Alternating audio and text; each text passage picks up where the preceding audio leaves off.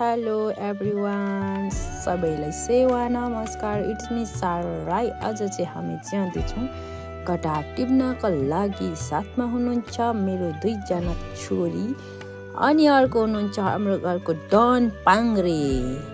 हामी चाहिँ अब अहिले चाहिँ भदौ लागिसकेको छ। भदौ अब कटहर पनि अन्तिम हुँदैछ र पनि हाम्रो घर अलिकति माथि जाँदैछौँ हामी चाहिँ कटार लिनु। यो हो कटारको बोट।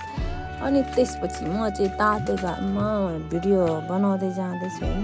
हाम्रो छोरीहरू यहाँनिर हामी चाहिँ पुगिसक्यौँ कटारको बोटमा।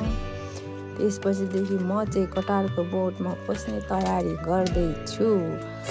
त्यसपछिदेखि ठ्याक कटारको बोटमा पस्नु पऱ्यो नि त कटार झार्नको लागि। म चाहिँ रुखमा पसिसकेँ। त्यसैले नै हामी कटार झार्नु पर्ने हुन्छ। रुखमा पस्नु पनि खासै सजिलो छैन, त्यसै पनि पसियो। कटार चाहिँ बोटमै चाहिँ पाकेको रहेन, चाहिँ 1-2वटा काँचो चाहिँ थियो। त्यसपछिदेखि मैले चाहिँ काँचो कटार झार्नको लागि रेडी भइसकेको छु साथीहरू। अनि चाहिँ अब झर्नेवाला छु कटार। एउटा त झारिसकेको छ।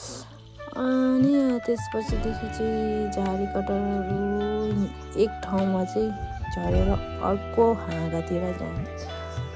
कटारको बोट चाहिँ अलिक ठुलै थियो नि त। अनि त्यसपछिदेखि अलिक पातलो फेरि यो बोटको कटार चाहिँ साह्रै मिठो के गुलियो होइन, पुरा गुलियो। त्यसपछिदेखि चाहिँ अब झर्दैछु।